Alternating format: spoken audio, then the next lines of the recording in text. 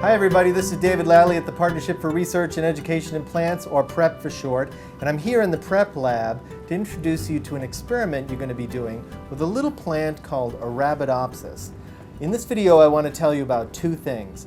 First, what is it about this plant that led scientists all over the world to choose it as their model research plant? And second, how is it that we're going to use this plant to make discoveries about all plants? Arabidopsis is basically a weed, a plant with no obvious benefit, not for food, shelter, medicine, or clothing. So why do more than 10,000 scientists around the world use this as their model research plant? There are two main reasons. First, they're small and they grow really fast.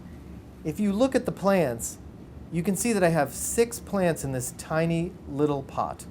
And it takes only 6 weeks from the time I plant the seeds until I can harvest the next generation. That's nearly half the time it takes to grow corn plants, and 1/3 the time it takes to grow wheat. Scientists want as much data as quickly as possible, so a small, fast-growing plant is going to help them make discoveries much more quickly than if they used longer-growing crop plants to study. Now, before I tell you the other feature that makes Arabidopsis such a good model organism, let me tell you what we hope to accomplish by studying them.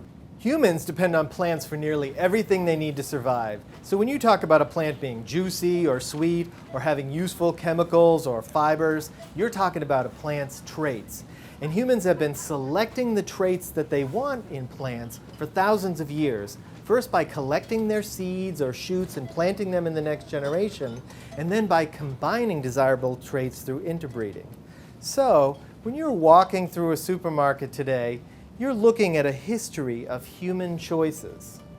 Now, in the past century, we've learned that those traits are passed from generation to generation through genes. But what we don't know is which genes are associated with each particular plant trait. If we could learn that, then we could much more efficiently select the traits that we want in plants. That's what we're really interested in, influencing the traits of plants to better serve human needs. And that brings us to the second reason Arabidopsis is such a great research plant. It's very convenient to study its genes. Why? Well, in part because it has such a tiny genome. A genome is an entire collection of an organism's genes. Look at this comparison of genome sizes and notice how small the Arabidopsis genome is next to wheat, corn, or rice. If we want to understand how a plant's genes influences its traits, it's much more efficient to pick a plant that can create those traits with a very small set of genes. Conveniently, it's easy and inexpensive to change the genes in Arabidopsis. We can turn a gene on, we can turn a gene off, and we can add a completely new gene to the plants. When we genetically alter the plants, we typically call them mutants. And the ones that haven't been genetically altered, we call wild type. And we put the wild type and the mutant side by side, and we observe what is the effect of the genetic alteration on the plant's traits. For example, look at these mutant Arabidopsis plants. In this case, the mutant plants have had a gene knocked out or disabled. And if you look more closely, you can see that the mutant plants are smaller and a little bit lighter green than the wild type plants. It's just the beginning, but we've just made a connection between the gene and the traits that it influences. But genes aren't the only things that influence a plant's traits. Plants grow out here. Look at this oak tree. It's probably twice my age and has experienced dozens of winters, springs, summers, and falls. It can't go anywhere. It has to stay right here. So if something is not meeting its needs, or if something that's bothering it, it has to acclimate to those changes. The ability to acclimate to changes in its environment is an inherited trait, and inherited traits are based on genes. So scientists hypothesize that plants have a whole bunch of genes that are active under specific environmental conditions. Because of this, it's not unusual to knock out a plant gene and not see any difference between the mutant and the wild-type plants. If we want to observe a difference, we need to grow the plants under conditions that might turn that gene on. For example, what if the function of the gene we're studying is to help the plants survive drought?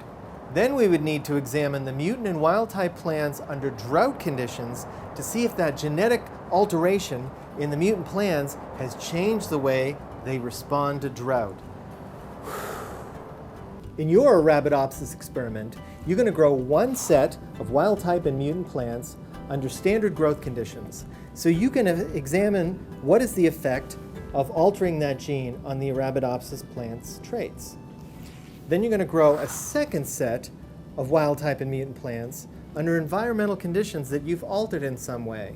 And in that set, you're going to ask, has that altered gene affected the way the Arabidopsis plants respond to that change in environmental conditions, like we mentioned before with the drought? In that way, we're going to try to figure out what the function of the gene that you're studying is. And that's what we're doing with all the Arabidopsis genes. We're trying to figure out what is the connection between each Arabidopsis gene and the trait that it controls.